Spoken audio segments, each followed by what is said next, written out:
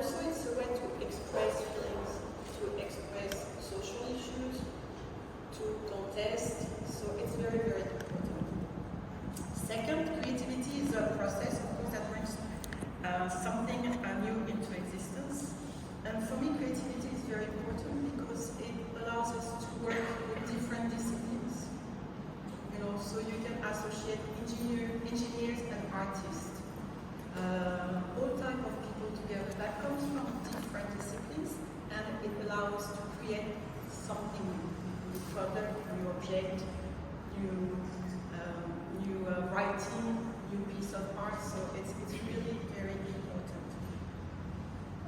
And then when I think about art and creativity, there are words I always think of which are curiosity.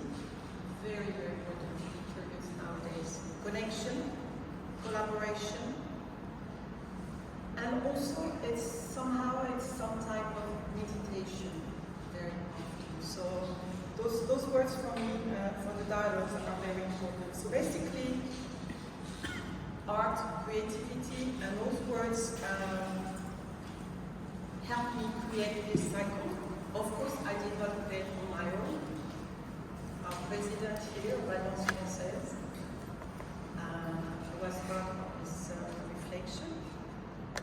So the idea is to stimulate creative dialogues between art and other disciplines, to engage in interdisciplinary dialogues, and to make sure that collaborative learning happens in a safe place that is ours.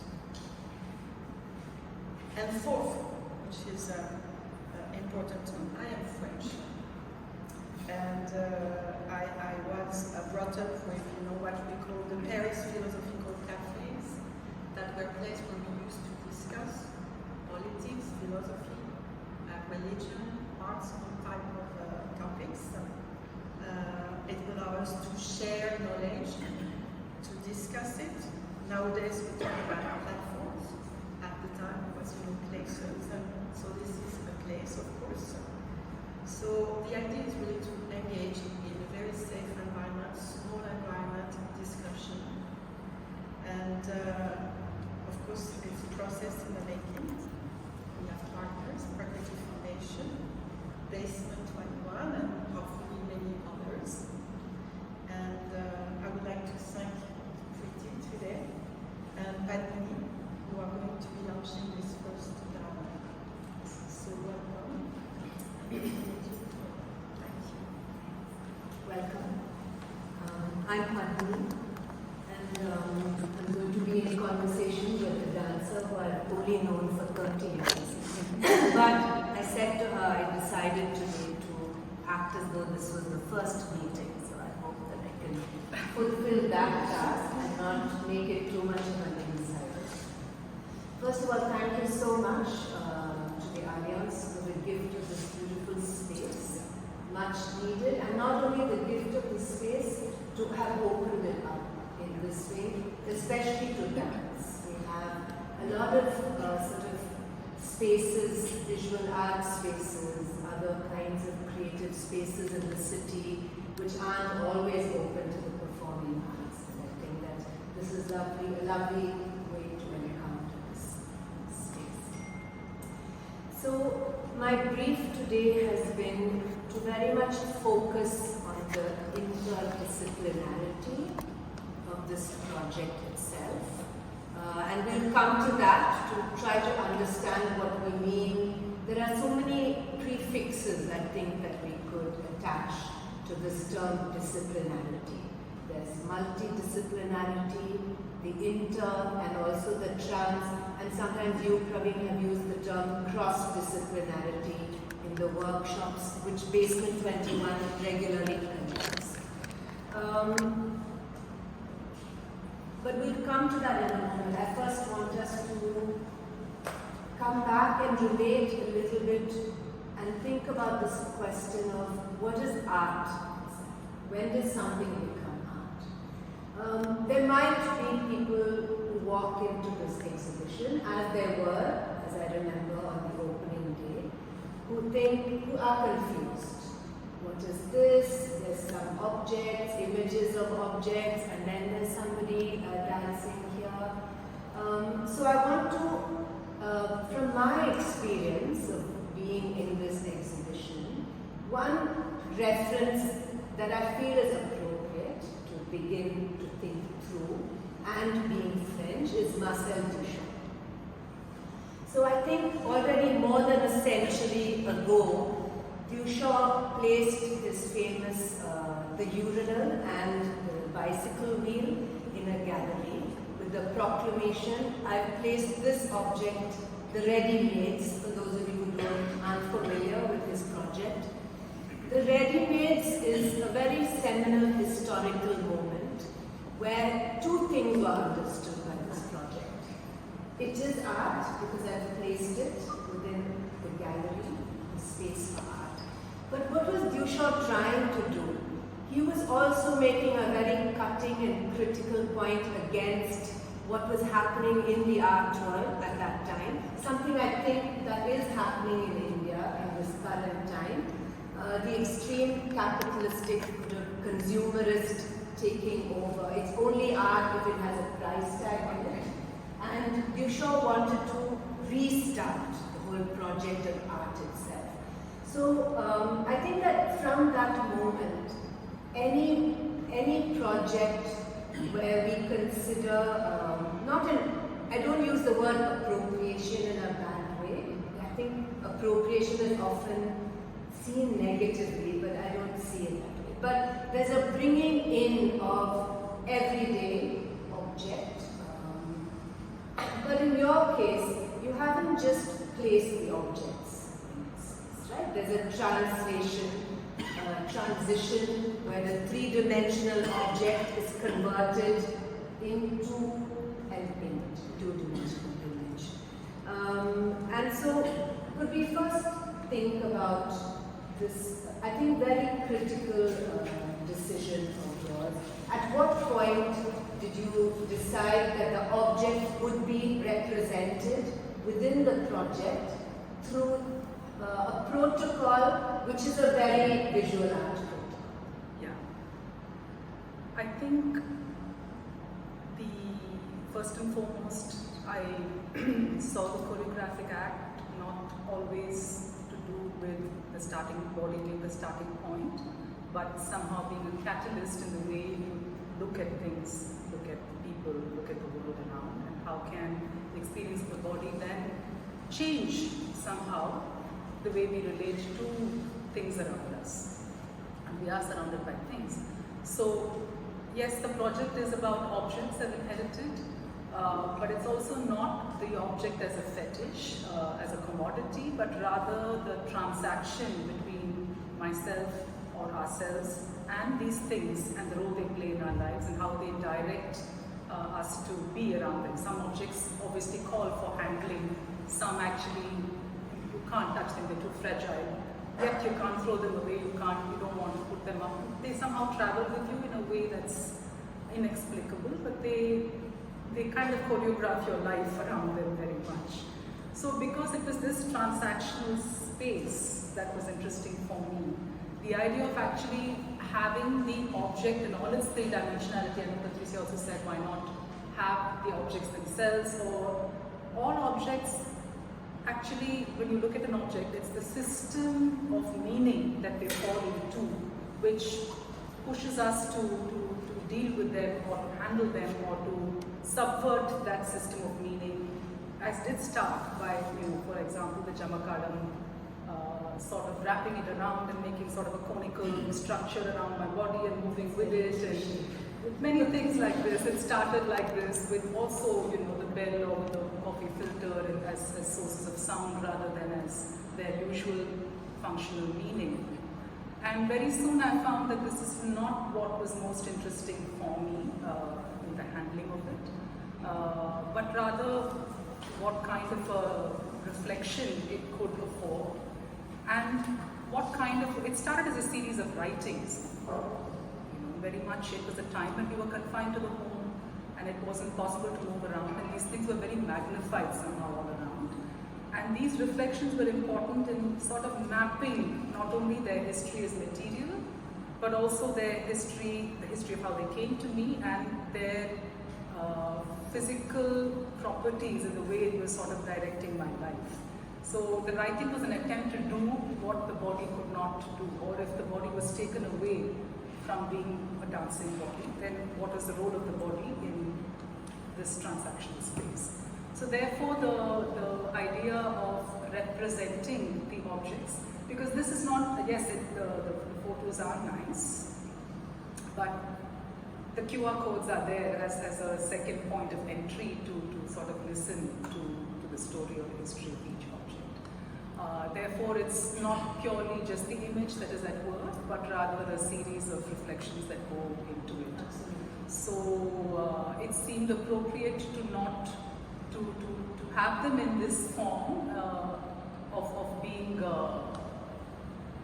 images or conduits for memory or conduits for a certain journey or a travel that could be personal and universal at the same time. Because they're not very special objects also. They're quite nice. And how did you come to a decision to have this specific kind of framing to the object and rather than leave it in its natural habitat? So it's almost like you've erased the context of the object to actually then introduce your own narrative. Yeah, I felt it needed. Yes, I very much thought about it this way because how else could I then access the focus it had for me? How else could I actually, yes, the writing could do that, but as image it needed to sort of bring your focus into that and nothing else, or so that the relationing I make is something that you hear and build in your mind visually, rather than the image itself giving you all these various visual details. Right, too much noise. And so to cut out that, I felt the necessity to sort of put it in this. And then draw that analogy of an absence, or the necessity for an absence of noise, anything extraneous. Is that how we could also look at the dance then? Yes, yes. So the dance, as the film, in the form of the film, is one output. There are also these sort of sketches that came out of each object, consideration and writing. So the words became a kind of a score. Some of the text became a kind of a score or a point of departure to explore some kind of an expressivity that was coming out of the writing. Not necessarily referring back to the writing or to the object itself, but sort of opening up another world, because there's always a mutual, right? If I touch this, then this is doing something to my hand as much as my hand is doing something to this. So this mutual writing has to somehow become present, not as one totalizing meaning making, but as a multiple sort of presence. So yes, in that sense, the dance then becomes this kind of a second layer of being written upon by the objects. Let's just, since what we've always wanted to do is to get into process.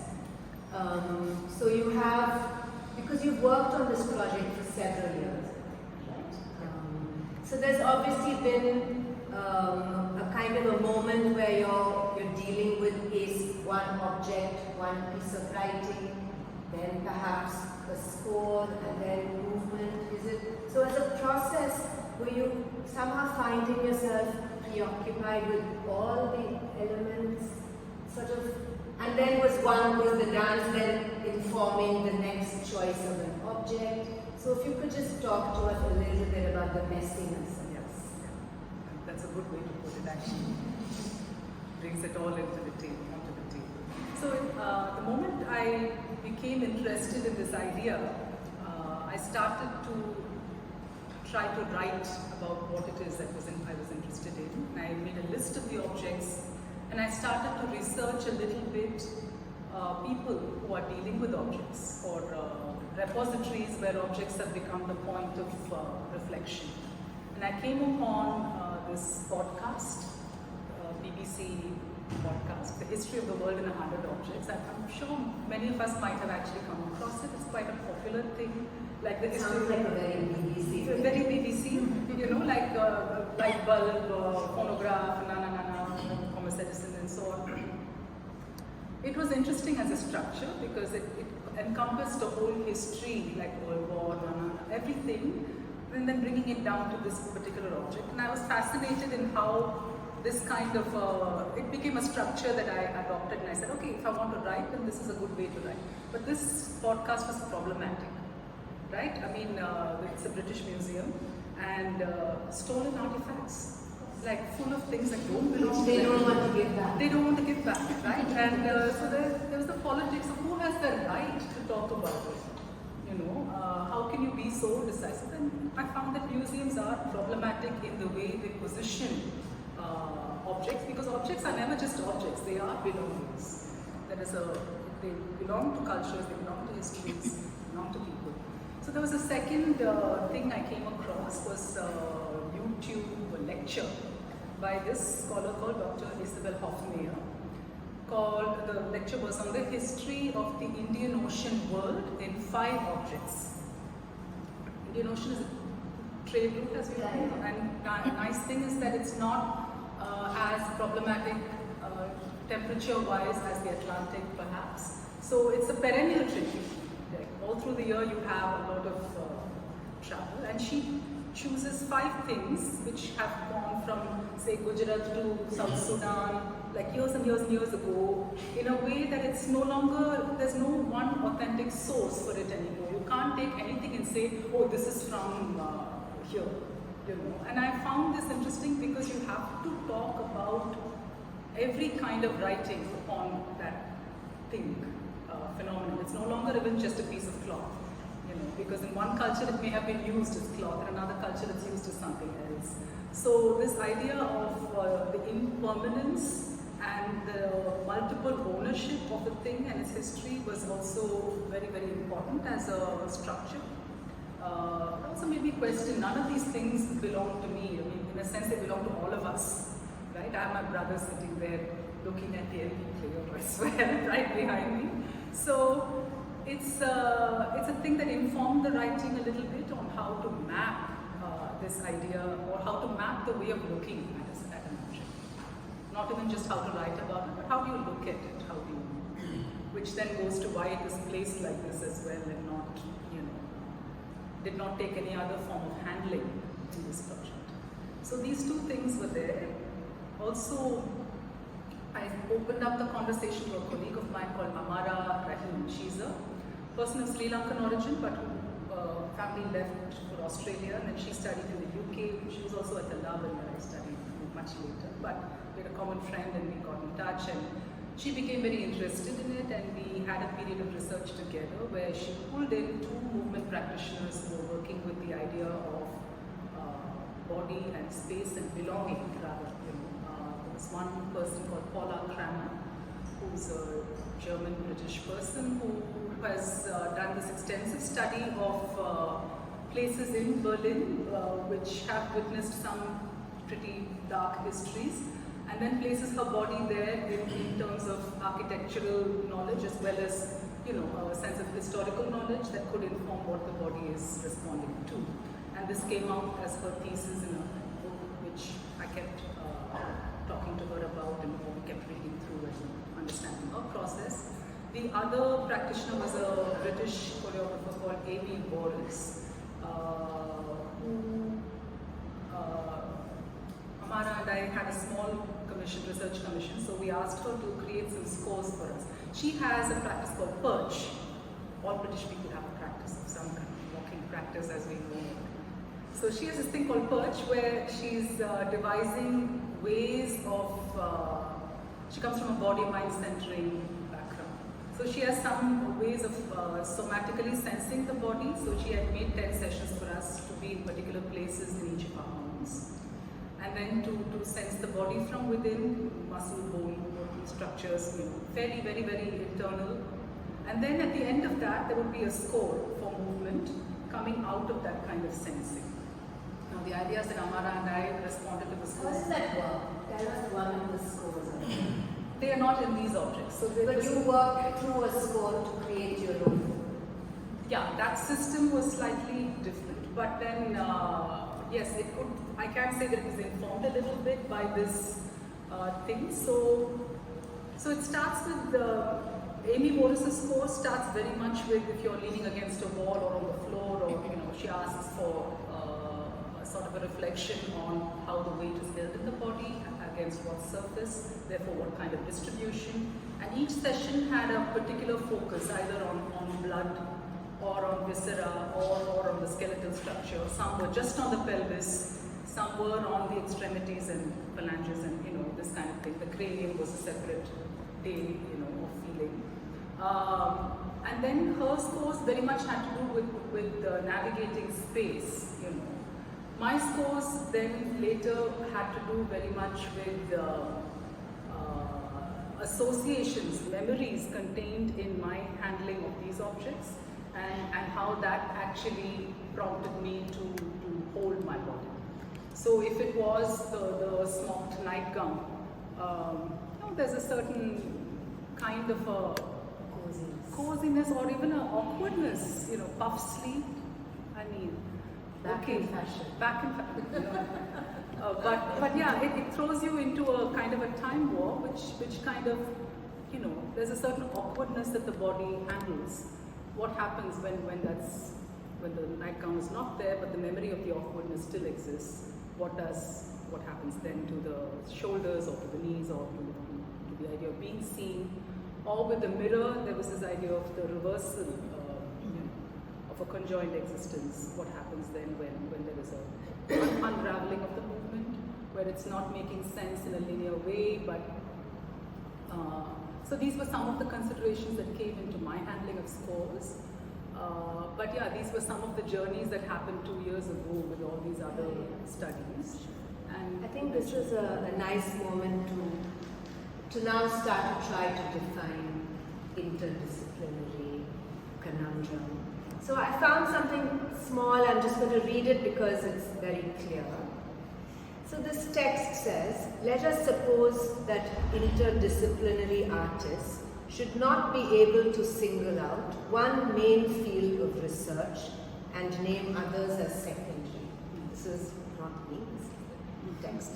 And that their work truly resides within the territory of ambivalence.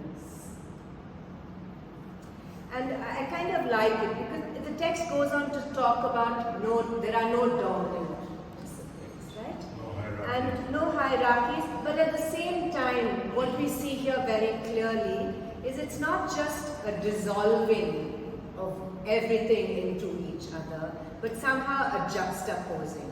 So the multiple layers that stay fairly discrete, but yet set up or are in relationship to one another. And is that close to how you would feel? I don't know if you would feel that about your larger practice, but this specific. It's good you ask, because this form that this exhibition, if we can call it, or installation has taken is a... What since that happening is the better definition. It's very 60s. Yeah, it's very 60s, that told it that has a history. But for me, it's still in evolution. Yes, it's right that there's no one feature that is wrapping up the whole experience. And I have been, over the last few days, been questioned about that as why have I kept it so ambiguous, which is not my normal way of doing things. This question did come up from quite a few people, including Sadhana, that it needs to have some sort of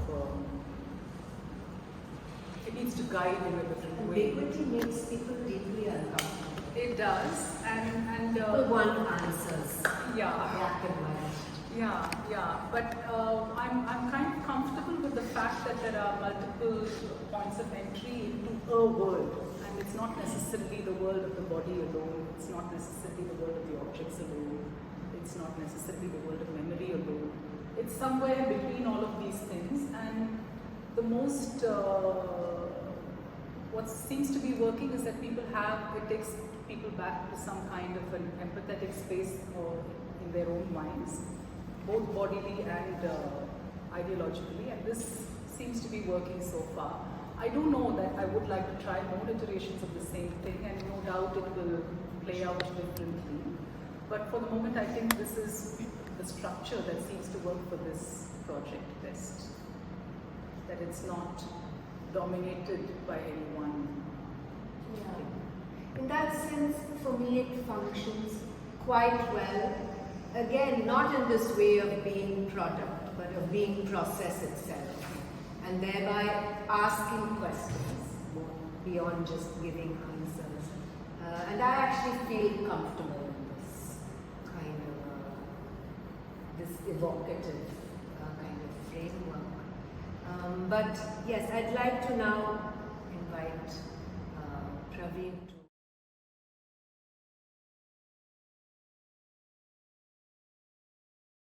And Preethi has herself been in many of those workshops, and perhaps that has assisted you in many ways. And the one thing that happens in the workshop itself is what Praveen has been referring to as the dictionary of cross-disciplinary terms. What does that mean? It's essentially a set of terms. For instance, the term could be dynamic. What to think through the word dynamic and its meaning across disciplines. What does it mean to a dancer? What does it mean to a musician, to a visual artist? Because what we felt from these mixed workshops is people are uncomfortable. People don't know how to read a dancing body. The dancer doesn't know how to look at the work of art. So this idea of coming into this place of terminologies that can somehow not be translated, but where you can find your own meaning and that there's some kind of cohesion that is possible. And so that's something that we've been doing for a long time. But from your own understanding and perspective and your determination to use the word cross-disciplinary as opposed to inter or trans. Yeah. How do you then respond to what are the translations for you that are then occurring to this exhibition? Well, just to start it up, you just brought me, made me acutely conscious that when I read about myself in say the basement 21 or my own website, it says multidisciplinary artist.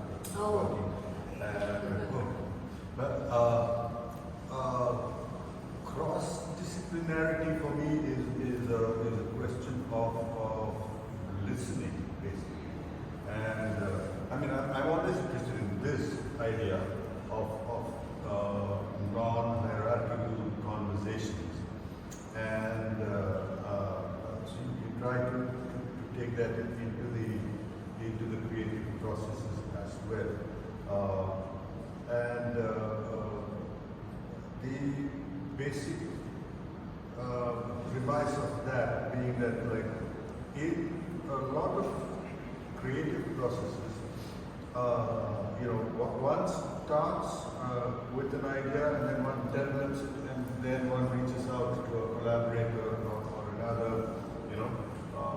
by which time there is something which is quite solid, and then the traffic, so to speak, it becomes fairly one way. And with the cross-disciplinary approach, it's quite possible for you to be at that primary creative moment together. And for which, through the course of several of those improvisatory exercises we did, we realized that one of the issues is a lack of possibility of listening. And the lack of possibility is because one could not actually apprehend, and I'm not even saying understand or translate, but to apprehend what the other artist is doing. And that is where this idea of cross-disciplinary sort of developed. So when I watch this approach that Preethi has taken, for instance, there are several aspects to it, and finally the way it has come through and the way it is presented here or shared here. Would you help to design the? Well, that's what Preethi says, but I think I was very okay. Because that makes a difference as well, right? What sits next to what? Space divided. Yes. So, for instance, the film that is there, I know that it was not a question of Preethi developing the movement and then getting somebody to just film it, but the process was, it started already with the filmmaker involved in saying, okay, this is the space, what do we do? And this idea of not having another anecdotal space come into this, but give the image of the space itself, and so on, and then to have the choices of what images or what are the objects on which the meditations will be, and also in creating the soundscapes that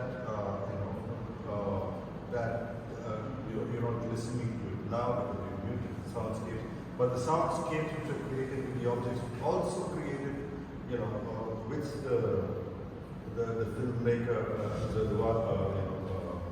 Sharon Devkar. So he was there and he was recording the sound, and so those possibilities were. For me, that's an interesting way of working. And of course, the objects themselves. Yes, there is a part of editing, which I think is the difficult and most important part of most of the things we present. So there is this. Obviously a selectivity of what you keep, etc. Of course, I'm also interested to understand some of the things that Preethi is proposing and why certain choices. When I look at this, I say, well, as you said, the framing, there are two images with some greenery in them. There are only those two, and there are only three images which are landscapes. And then, I cannot understand Jawaharlal being a landscape is, it's pretty logical. Music, book of musical notation, you can think of a landscape of music. And then for me, when you say a nightgown as a landscape, it provokes another kind of reaction. Everything else is very, they're portraits of the object. Those choices. The article I was wondering, because you did much of the writing, actual writing, while you were physically in France. Am I right in saying this? Yes. And how much does that then start to influence? I think you know what I'm trying to say. How much does that, the gaze of, or the othering, which always happens when we're in the West, how much does that start to influence? Are you already then writing the self-conscious idea of writing to an unfamiliarity, or there having to be a translation of possible exotic object for, does that affect you? No, I can't say it does, because the writing started already before I went to France, and that was like a kind of a surprise that came in the middle of the process. And I was posting these things, they're all on my Facebook page. Yeah. So everybody has actually on Facebook has read all these writings and seen all these photographs. It's an exhibition itself. It's an exhibition itself. It happened already on one level. And the place in France was, yes, it was in front of the Mediterranean Ocean, but it was very isolated. There was no, there were 8 other scholars, each in their own space, and there was no point of sharing anything. There was no point of showing anything. Sometimes somebody would drop into my studio and say, okay, what are you doing? And I'm like, okay, this is it. So there was no audience for whom to write that changed anything. And I also deliberately... That's perhaps good. It's good. And it was, I have an allergy to exoticizing things. So therefore, it was very important to, what do you do with the history that's very particular? We are all, you and I, we are all exotic in someone's eyes all the time. No matter we choose not to do something exotic, we're still brown skinned and black haired, and there's a reading that happens irrespective of that. And from all the work that I have done with you and that we have done together, there is a certain system of checks and balances you can put in to sort of control how much of that is consumed as exotic. And if that becomes a preoccupation, It's also a problem. So somewhere that lens has to drop also. Shall we open up this dialogue to, I'm hoping some of you have visited and been through some of the exhibition texts and may have questions, responses. I recently visited an exhibition in Cochin. So I was like visiting one artist after another. So I just read the preface, the introduction. And then I form a preconception about what to anticipate. And then I look at these pictures and then I try to construct the story through the artist's mind. So this one particular artist, I was not able to understand what the theme at all. So I just asked, what are you trying to say? She said, don't bother about it. Whatever your interpretation is there, just go along with it. So that really made me very, very uncomfortable. So I asked her then, what's the point of exhibiting? Are you trying to converse with us, or are you simply exhibiting yourself? That's it. So my question is, what's the point of this exhibition, and is there an exchange, or is there simply an exchange through not exchange? Meaning you are just experimenting, and the visitor who is seeing all these things, he is having his own interpretation, which is not being validated, whether it's right or not. So both of us stay uncomfortable, something like that. That's a question. Yeah. What is the point of the exhibition? I talked to you a little bit about my thoughts for Yeah, the sure. question. But one small question to you before I talk is, have you been through it as yet? Yeah. You have engaged with it, you've done the QR code, you listened, you watched the film?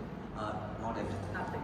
Right. So maybe take some time to engage with it and then ask me the same question again, is what I would say. Overall, I would, in a philosophical sense about this exchange of what one is putting out, I think anybody who's creating anything, and I'll talk on behalf of a lot of people here who are practitioners, you do not do something unless you want to make a connection with people. Now that connection can take various forms. Art is always catalyzing something. You're a catalyst for people to look at the world in a different way. Sometimes it could be protest art. You want people to be shaken out of their complacency, so pushing them to feel angry is a valid goal of some kinds of art. Right? Pushing people to not be complacent is another kind of a goal that art can have. So sometimes people can come saying, okay, I've paid my ticket now, where is my chocolate, right? So that's not a great position for a viewer to be in either. There has to be a little bit of a journey both ways, right? So with that, I would invite you to engage with the whole thing and then by all means come to me again and ask me this question. I think it's a good point also to, at this point, I mean, for all of us to engage with the question of these conversations, and what Patricia was proposing at the beginning, that the idea of these conversations is also that it opens up this possibility of the two-way. Right? The fact that you're sitting there, you're asking that question and say, where do I come in? means that you already have the opportunity to come in, you know, and that's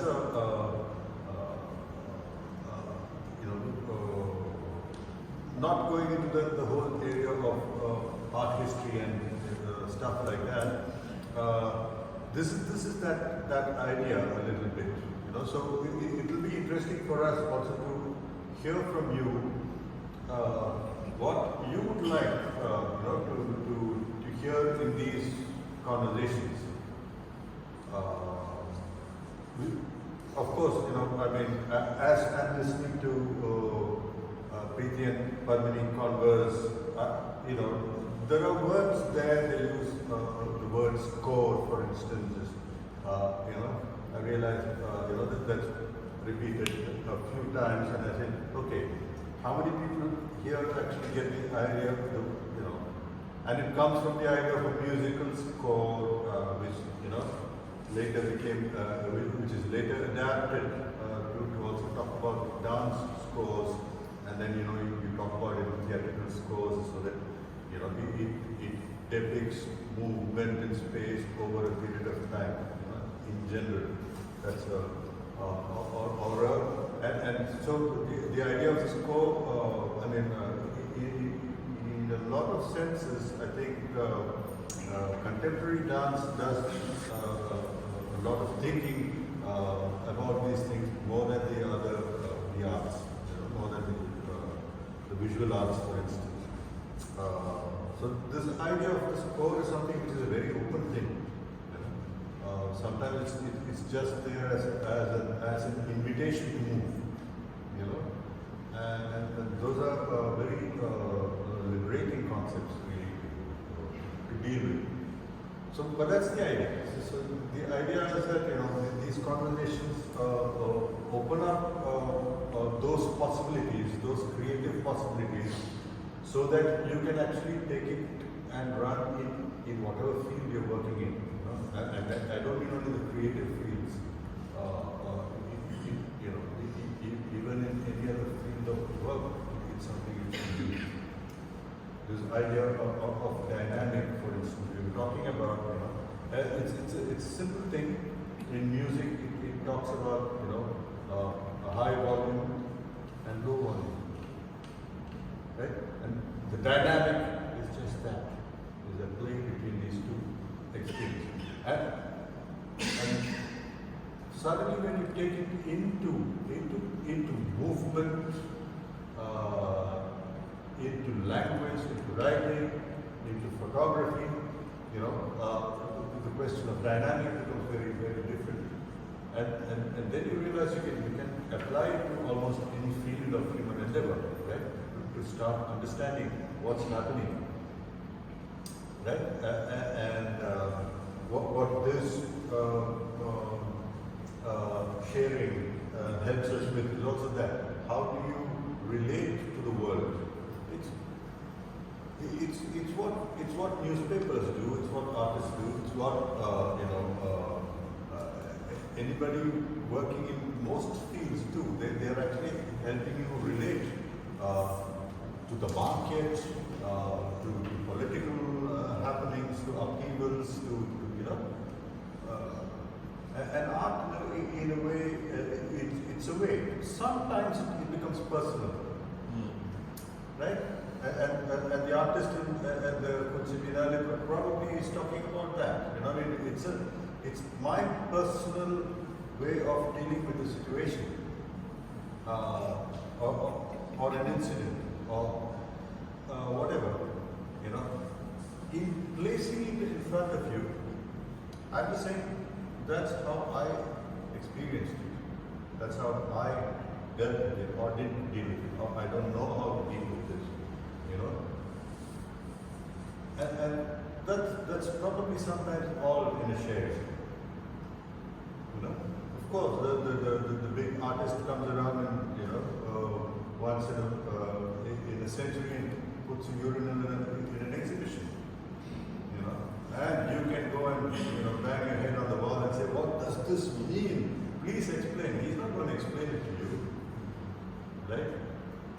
Master made no explanations. You know, later things happen. Like, you know, the theories came out, but of the ready-mades, but it was there. When it first happened, it shocked everybody.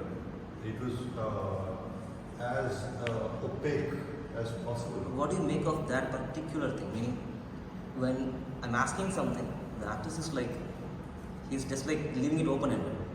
Where there is a discomfort, I mean, I couldn't handle it. I was like, perhaps I thought that was the point itself. You know, how to stay with the discomfort or something. ஆமாங்க, ஒரு எக்ஸிபிஷனில் போய் ஒரு கக்கூஸ் அங்கே வச்சிருக்காங்கன்னா அது discomfort உண்டாக தான் செய்யும் இல்லைங்களா? You have to feel it's there to create discomfort sometimes and that discomfort is like so that you're not just there to art of newspapers or whatever novels they are not there to make you comfortable. Sometimes they are there to make you ask the questions. And I do not have the answers. I'm just placing it. I think I understand your position completely, because I think there is a gap that has grown over the years between, and I know you want to delve into this area of what is the contemporary, when is the contemporary, but say we look at in the realm of dance, we would say in India the contemporary started maybe in the 80s with Chandralekha. That's probably a history a lot of young people aren't aware of anymore. The contemporary, when we look at the visual arts, or even looking back to the modern, we started already like a century ago, and some people say we're still in this modern moment. Some people say we've moved into the postmodern, etc.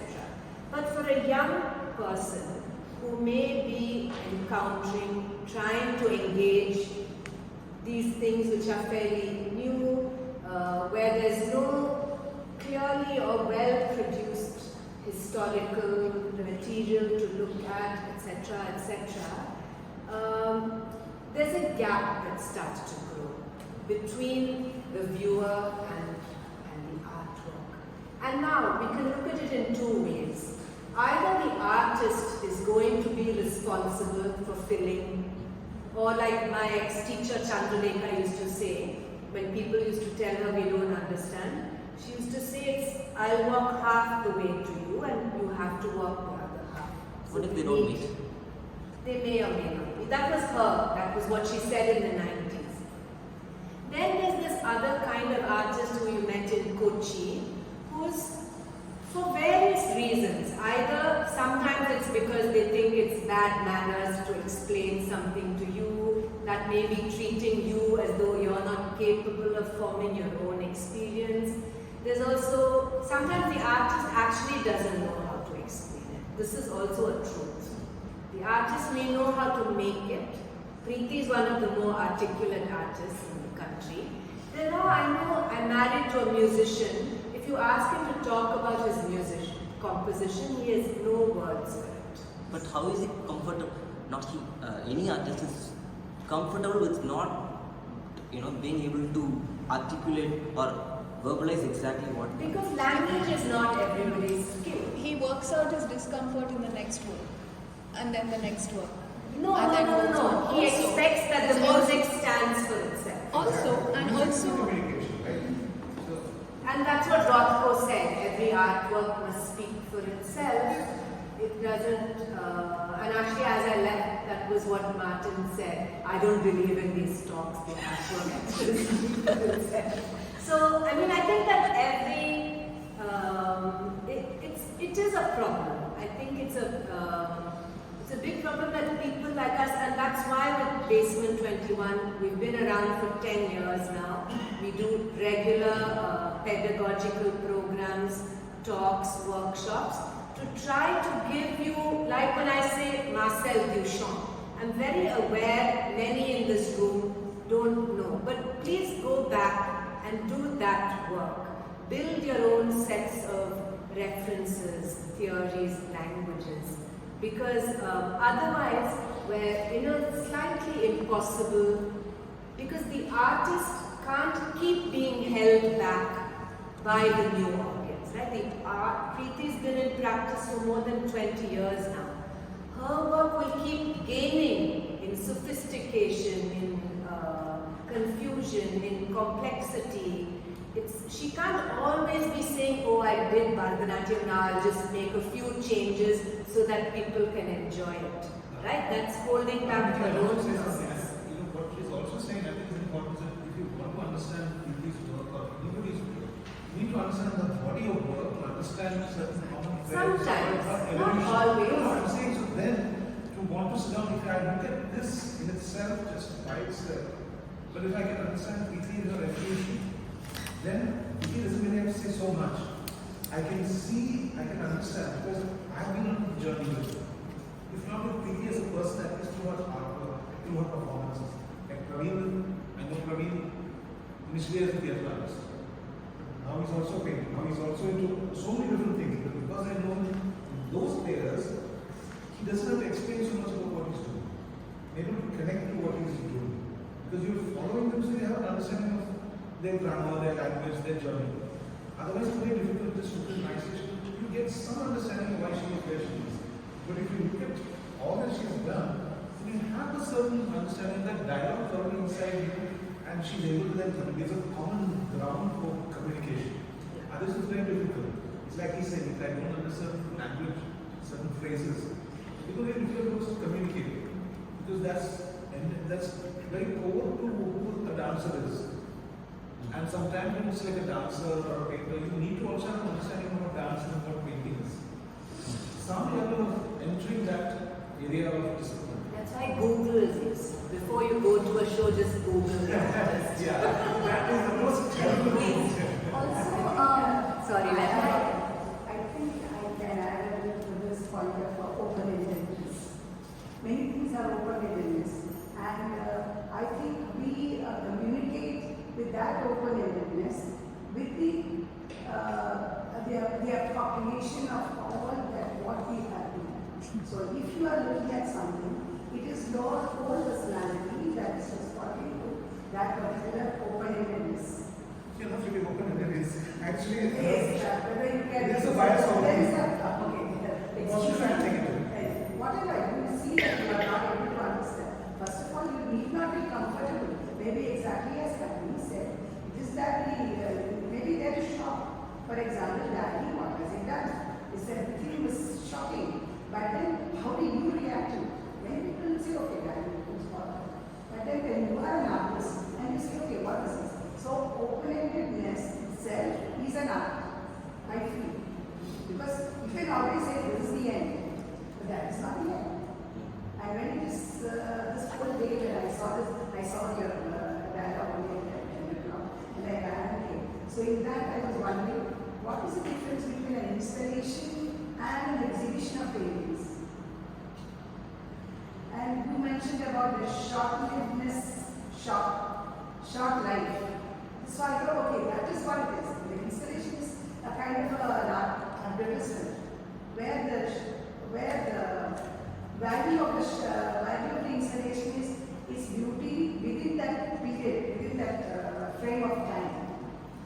So these 2 points I wanted to make. I'm not sure about, but about memory, I think is also very evocative. And I mixed up the word with exorcising somewhere.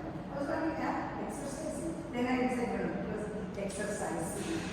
So maybe memory is also evocated in exercise or in exorcising something that was already there. So these 3 points I want to make. Thank you so much. Thank you so much. So this is, I think this might be relevant. So this is something that my professor keeps saying, that you should engage with art first, meeting the company. So for instance, sometimes when he's taking some literary text that we're reading, or maybe something painting he's visualizing, his first question is, what do you see? In the sense that he does not want your interpretation, he wants a physical description. So if there is a painting, so the answer he's looking for is there is a blue house, there is yellow grass, whatever. So this I think might be helpful, I'm not sure, but I just remembered that which he All that I could remember was the discomfort. I would like to add something.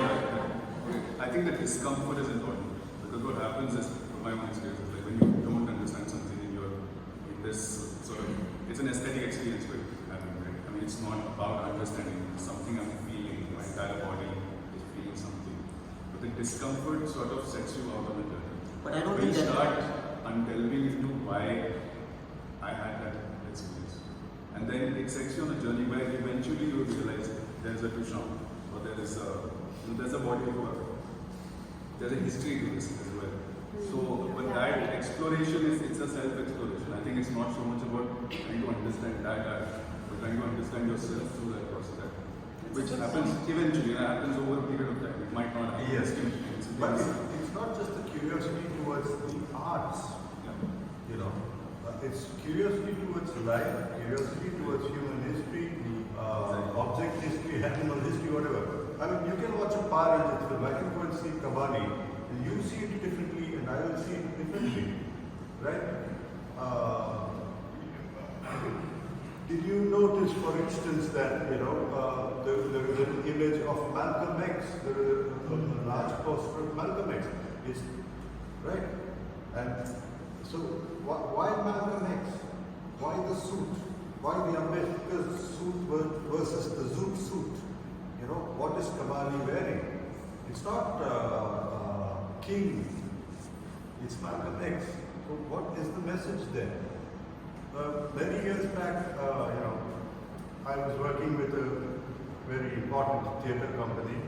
I was the assistant director to Professor Anand. We were doing a play called Andorra.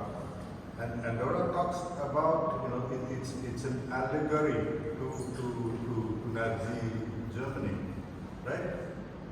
And I had a difficult time because, you know, right at the beginning, the first 15 days, Professor Ramanujan was not well. And I had to work with my colleagues to try and explain what the Holocaust was, right? And how does one translate Holocaust to you know to local conditions? There are no parallels to the Holocaust, you know, and yes, and we can try and talk about, you know, the oppression of the Dalits, etc. here, but the Holocaust is a wholly different animal, you know, and it's a terrible animal, right? And it's very difficult. So how do you start? So for that. You need to immerse yourself not just in art, you know, to understand what Malcolm X means, or, you know, what Nazism means. You know, they are very important today to your life, to your very life. Yeah? So you need to inform yourself not just about the arts, but in Shakespeare, it's not as if you can get into Shakespeare's mind now and know what he wanted to communicate. Not even what Elizabeth of that era, how they saw the same works. It's impossible for you to see those works the same way. So the whole history from the time that those works were produced up to now influences our understanding of what those works are. It's not a question of the choice. It's impossible for you to see the work as Shakespeare saw it or as Elizabeth saw it. The history of those 5 centuries, 6 centuries will naturally affect your interpretation. So even now there is whether we should reinterpret Tolstoy and Dostoevsky in the context of the Ukraine war. It's not a stupid question because it affects that Russian Empire, the notion of that person in those works might have a very real bearing for Ukrainians, and that will affect their rereading of Dostoevsky and Tolstoy. So it's not as if, of course, it's not as if you can't blame the war on Dostoevsky, but the fact that we now reread it in this new context changes the whole interpretation of this very same text. Can I say something? Of course. The reason I asked because I'm everything that was referred to by Padmini, Praveen, and to answer to your question and what he said, you have to know the artist. I've known Preethi since she was born. I'm a brother. And in every single one of her productions, I always ask the same question as you. Just be very blunt. Right? But what over time I have learned, and I'm everything that she mentioned, you know, capitalist, first look at something as an object, you know, everything that is abhorred by this world, frankly. Okay? But over time, and in fact many of the names I made a mental note, Marshall Bush, I don't know who he is. So I got to go back and Google, right? And I've done that systematically, methodically, with discipline, just for my own interest, because I started to not want to look stupid.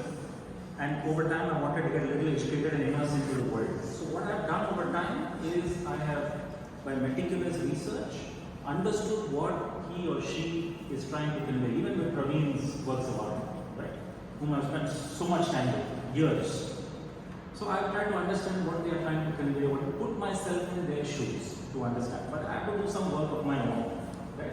And over time, at least in her work, what I've begun to greatly appreciate, to Padmini's point, is the process. The rigor of how she goes about analyzing, researching, and how she tries to translate that to what she's put out. Right? So it is a journey. I've recorded all the QR codes. I'm going to go back and listen. You know what I mean? So I usually don't ask these questions because I'm scared I look stupid. But over time I will, and I will engage more and more. So at least for me, it's been a process of absorbing something, trying to understand it, and that's my journey. I don't immediately come and look at a work and say, what does that mean? I used to say, I used to ask you, how much do you think this painting is worth? It's so annoying, right? When I know that over time it's annoying. But I've sort of learned over time to go on my own journey, understand what it means, and then engage later on if I have residual questions or if I have an opinion. I think that has a carries danger, because the purpose of communication is to learn, and if I start with the proposition that it might annoy the artist, the communication is ended, I think so. And also one more thing, the bravery, the willingness to appear stupid is how you can take an initiative, I think so. Yeah, look, it's approaches, it's good points, but at least what I have learned, my personal lesson, if you may call it that, is not to come to a conclusion when I see something. That's been my journey from, I'm a capitalist, right? I deal with money for a living. But I've learned to depart from that and understand for myself what he or she is trying to convey. And then over time, if I come to a conclusion straight away, you're right, the conversation is ending. Right? So I've encouraged myself not to think like that. You know what I mean? I just wanted to share that. Maybe I think the discomfort that was created there, and you hear, and it will lead you to more places to know more about it. One important thing I've learned with working with Praveen and Preethi Athreya, I have been in your place, not very far from now, so I totally understand the confusion in your mind. More than seeing what they are trying to say, I have to exactly understand what they were thinking. That's not the point at all. Rather, how it has been done is something for us to look out for. When we are also, it's quite understandable because visually and we are not used to consuming these kind of arts, okay, all while we are growing up. And then you suddenly introduced to it and then you are shocked. You're trying to understand what they're trying to say. It's the first thing which comes. So in this journey, you will also know that the point is not to understand, something affects the artist to create it. And the same thing has to happen to you as somebody who's watching it or consuming it. So what in the Davida, how is the question which will keep you moving from one to another? Like science. Yes. Yeah. Thanks everybody. It's been absolutely beautiful. I'm very glad you all turned up on a Sunday morning for the first of the creative dialogues. Thank you, Patricia. It was nice to have Siddharth also here. Thank you, Padmini. So, if any of you are interested to follow Basement 21, we have a annual festival next month and some workshops. If you don't do social media like me, then just give your email ID to Anushka. Just put you on our mailing list. The exhibition is open. Of course, it will be on to 7 this evening, but also extended for another week till Friday. So feel free to stay on after this and look through, or tell your friends to come and see the poster. Thank you. Please come to Alliance Française on a regular basis because we'll have more and more development in such type of events, concerts, exhibitions, all type of arts and discussion and conversations.